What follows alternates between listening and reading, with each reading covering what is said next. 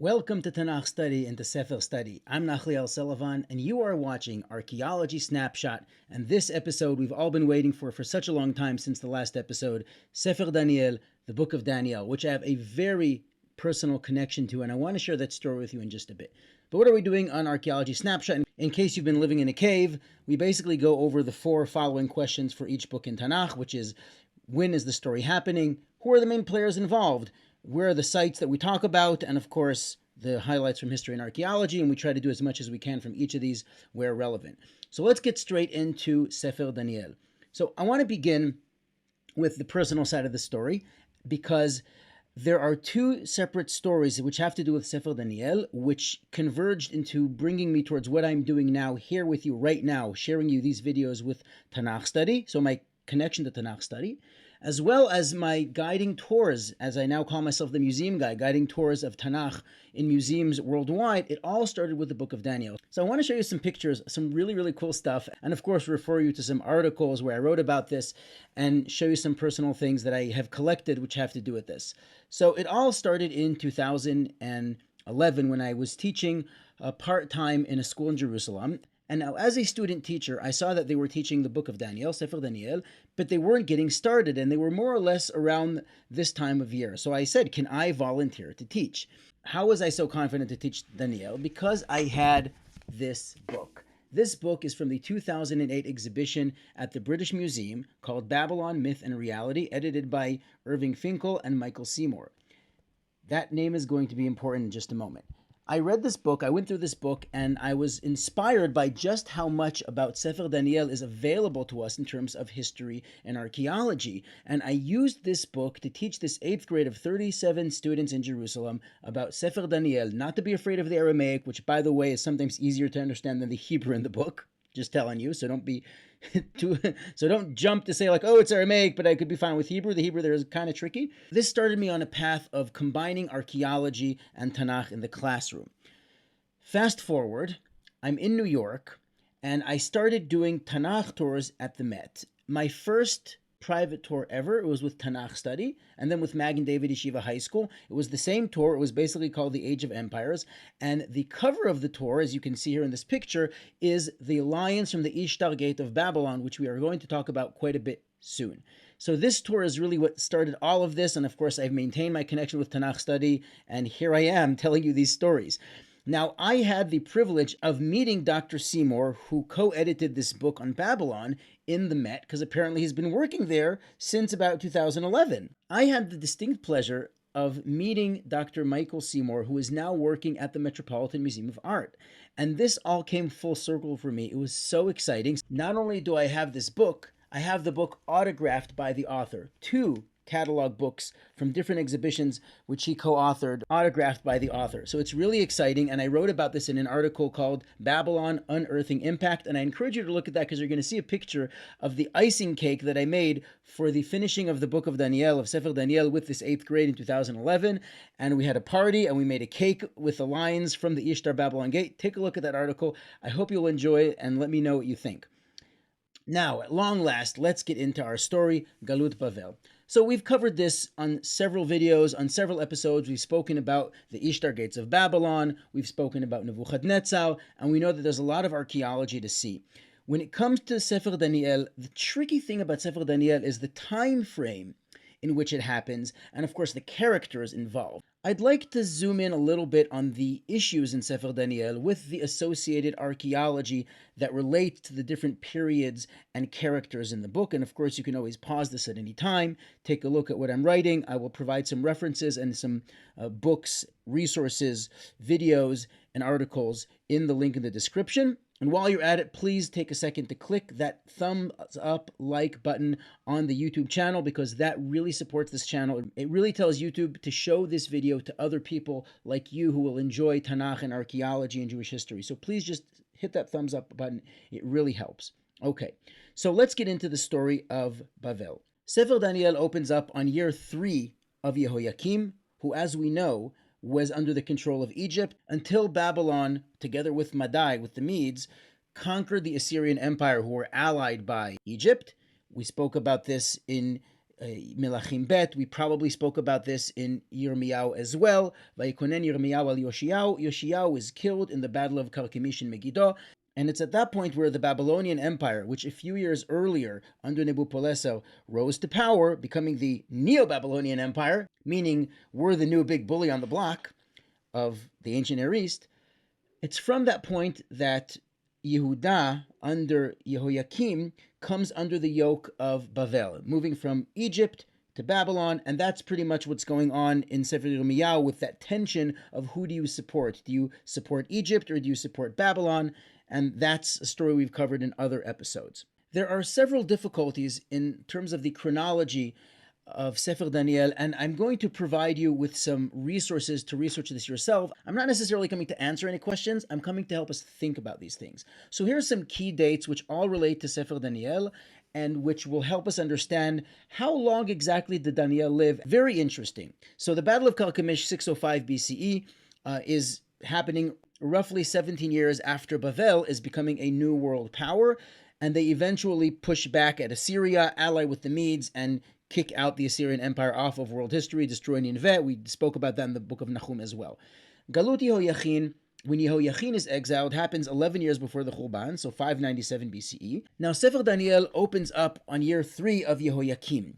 But the Battle of Karkemish happens on year 4 of Yehoiakim, and it's only after that that Nebuchadnezzar Melech Bavel actually comes and lays siege on Yerushalayim when Yehoiakim rebels against him and sides with Egypt. So the timing doesn't work in terms of the pshat and what it says in Sefer Melachim and Sefer Divrei Hayamim. So there's meta-historical explanations here of what does 3 years mean, what's going on. Fine, we can talk about meta-historical ideas later, but Chazal talk about these things a lot. The temple is destroyed 11 years later, 586 BCE, as we know, by Nebuchadnezzar, and that story is not really mentioned in Sefer Daniel. It's sort of in the background. It's taken for granted. Daniel is happening when Nebuchadnezzar is on his throne in Bavel, and we're going to visit the throne room very soon. Cyrus takes over Babylon, 539 BCE. We have the story of Belshazzar. We'll get to that in a moment. And of course, the story of Purim happens at 483. Why is this important? Because Sefer Daniel spans several different kings from Malchut Bavel and from Malchut Paras Umadai, and even some characters who don't really seem to fit, like Daryavesh Meda'ah. You know the story with the lions? I got an article for you about the lions. I'll talk about Lions Oh My, which is really one of my favorite articles. It's there in the description, so take a look at it. But we don't really know what to do with him because Madai doesn't come before Paras. But then there's Daryavesh ben Achashverosh Mimalchut Madai, who's a different Daryavesh. It's weird, okay? There's some weird stuff going on there. I don't have a good answer for you right now. I'm just going to, of course, provide you resources and the links in the description below. There's going to be books and so on. But it's tricky, okay? It's a lot of interesting discussion. And then you have Persia. Now, if you are saying that Daryavesh ben Achashverosh Melech Madai is happening, of course, after the story of Purim. The story of Purim starts in year 3 of Achashverosh, Bishnat Shalosh Lemolcho Asa Mishte Lechol Sarav Va'avadav. And again, I'm going to link below. There's the video of Haggai, which talks about the chronology of the Persian Empire, which is very important, and I can't get into it here. And of course, there is the story of Purim. So look for the videos on Haggai and Esther in Tanach Study below, and of course, click the like buttons when you get there. That's one for each. And if it's happening after that, we have a tremendous amount of time in which Daniel apparently lives. Now, that's besides the fact that Chazal tell us that Hatach, who is one of the servants of the court of Achashverosh, is actually Daniel. You have to understand how long this period of time takes. So let's just summarize this for a moment, okay? We have the Babylonian Empire, which ruled for about 90 years. From the point they destroy Egypt and Assyria, kick them out of the scene, it's about 58 years until they're destroyed. The Persian Empire rises at 539 with Cyrus the Great conquering Babylon without battle, really, and issuing the Cyrus Proclamation, and they're finally destroyed by Alexander the Great in 332 BCE, which brings us into the period of the Hellenistic kingdoms, which is, of course, the period we're in now, which has to do with Hanukkah. So Hanukkah and Purim, very important right now. But okay, the point is that Daniel is present throughout a long period of time, living perhaps for over 100 years. How exactly does this work? I'm not coming to give answers, but I'm coming to raise the questions so that you can be a critical reader. But I will mention that there are some very interesting questions of the identification of different kings. And is Achashverosh really Achashverosh? I mean, or is Nebuchadnezzar really Nebuchadnezzar? Like, what's going on? I'm going to recommend a few books in the description. Just take a look. All these books are resources on Jewish history and chronology and the Babylonian Empire. Really cool stuff. Let's highlight some archaeology that has to do with particular kings of the Babylonian Empire, because it starts with Nebuchadnezzar. But how exactly does it end? The last king of Babel, according to Sefer Daniel, is Belshazzar, who has the very famous vision during his party of the hand writing on the wall. The famous phrase, "the writings on the wall," comes from there, and Babylon falls. But what actually happened? Let's give you an overview. Okay, so Nebuchadnezzar rules from 626 to 605. 605 BCE is pretty much the Battle of Carchemish, and after him, the crown prince during the Battle of Carchemish, Nebuchadnezzar, rises to the throne. After him is the king which Sefer Melachim calls Evil Merodach, Elmil Marduk, until 560 BCE. And then we have Nergal Saretzer, Nergilisar. We have Labasi Marduk, who Kish's Nergilisar was a usurper. It's a whole lot of family drama. And then we have Nabunaid, Nabonidus, 539 BCE, with Belshazzar, who fits in for a period of about 7 years within the rule of Nabonidus, but he's actually just the crown prince. He isn't actually the ruler. He isn't the king. He isn't crowned. We're going to talk about that. Why does all this matter to our story? First of all, Sefer Daniel opens up with Bishnat Shalosh LeMalchut Yehoyakim. Now, this very famous Babylonian chronicle from the British Museum, I've mentioned it many times, I've used it in several videos. It basically describes the campaign of Nebuchadnezzar onto Eretz Yehuda, Eretz Chet, our whole region, and it gives you an exact date. It says, in the 3rd year of Nebuchadnezzar, in the month of Kislev, hi, Kislev, everyone, he set out on this campaign. And on the month of Adar, somewhere around Purim, he captured the king of Yerushalayim, of Ir Yehuda, and appointed the king after his own heart, probably Tzidkiyahu. So that story already happens in the Babylonian Chronicles, and as we mentioned, even from Melachim and from Divrei Hayamim, the date at the beginning of Sefer Daniel doesn't work. It's probably there for other meta-historical reasons.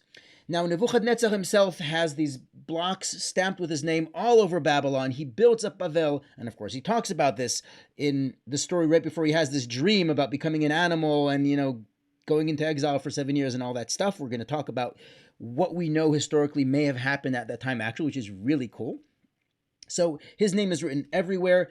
And of course, we have Yehoiachin, who is mentioned at the end of Sefer Melachim as being treated well under Emil Marduk or Evil Merodach. And that is this cuneiform tablet found by the Ishtar Gates of Babylon, and which mentions Yehoiachin Melech Yehuda and his children and their oil rations that were given to them daily. Aruchato aruchat tamid nitna lo me'et hamelech dvarim biyomo. This is what is the closing of Sefer Melachim talks about. That's really cool. Now, let's talk about Belshazzar for a moment. The very famous, my favorite painter actually, Rembrandt van Rijn, paints Belshazzar's feast with the writing on the wall. The story of Belshazzar involves Daniel. Now, if Daniel is alive at the time of Belshazzar, and he was also alive at the time of Galut Yehoiachin, you realize he is very, very old. Okay? Not going to answer the question. I'm just putting it out there. Okay? So this story of Belshazzar, who exactly was he? If we saw that he doesn't even fit as one of the kings, he isn't one of the kings of Bavel. Who is he? This is a fascinating story. So I want to get into this. First of all, who was Belshazzar physically, and then let's talk about Nebuchadnezzar's dream, the dream about becoming an animal and all that. So this is called the Nabonidus Chronicle. It's, of course, one of many Babylonian chronicles that we have. The Babylonians kept very good documents. And it talks about the appointment of Belshazzar, the son of Nebunaid, of Nabonidus, who was ruling in his absence because Nabonidus had leprosy, had tzaraat, for 7 years and went into Arabia to heal. And he finally came back. During the 7 years that Nabonidus, the last king of Bavel, was in Arabia, his son Belshazzar was there. He's only the crown prince. He was never coronated. is simply ruling in his stead, and we know that he was a terrible politician. He was awful. Now, during his reign, perhaps this story happened. So why, and this is like Da'at Mikra, and others explain this as follows. Why is it that according to Sefer Daniel, he's the last king of Bavel? Because he was the last one to rule when this happened, and the king who came back, his father, came back to rule after him once he healed from his leprosy, from his sarat, simply continued to rule as he did before, but his rule started before. So you have Nebuchadnezzar, and then you have Belshazzar, and he's the last king to actually be instated. He's not really a king, but he's the last ruler. And of course, Nebuchadnezzar sort of continues, but he's the last one to rule. So it's sort of seen from a meta-historical perspective to be connected in that way. So it's very interesting. You have a lot of meta-historical ideas here. And finally, something really cool from Qumran. Now, I will say, take Qumran with a grain of salt. Anything found in Qumran is attributed to a sectarian group of Jews, a sect of Jews who were doing their own thing. There is a lot of historic value to what we find there, but we're not going to say that just because we found something in Qumran, it's 100% legit. Okay? But the scrolls from Qumran are in the Shrine of the Book, Echal HaSefer, in the Israel Museum, together with the Aleppo Codex and the Bar Kochva letters. It's a very important document, historically speaking. Now, in Qumran, there is a document in Aramaic on leather, which is called Shirat Nebunaid, the Song of Nebuchadnezzar, which talks about him singing some sort of praise to God, which seems very similar to the kind of things involved when Daniel tells Nebuchadnezzar how to act when he becomes an animal for 7 years. What am I actually saying? What I'm saying here is that there are those scholars who suggest that the name Nebuchadnezzar and Nebunaid were switched for the purpose of this meta-historical view. And it's basically Nebunaid, who was gone from the throne legitimately for 7 years, living like an animal basically, a leper. He's no longer a king until he can come back. And he's subdued, and he acknowledges God's rulership over the universe. This song is hinting towards something like that. Now, as a sectarian group, they may have just invented their own thing and made this story, as a filler, as a story, as whatever it was. It doesn't necessarily mean it's something that actually came from Nebuchadnezzar. I'm not saying that at all. That's why I'm saying take it with a grain of salt. But the Song of Nebuchadnezzar, Shirat Nebunaid, is connected to the historic event where we know a king of Babylon was gone for a serious health reason, which basically meant he was off the throne, he was like an animal, he was a leper, living in Arabia. And during that time, Belshazzar was the steward of Bavel. So it's kind of cool. Now, why would Tanakh switch Nebuchadnezzar with Nebuchadnezzar? It's a meta-historic perspective, which I hope to go into more in depth when we talk about Divrei Hayamim, which has a lot of meta-historical perspectives about people's names meaning different things. And it's really critical to understand this in Divrei Hayamim. So Be'ezrat Hashem B'li Neder, I will talk about that when we get to Divrei Hayamim.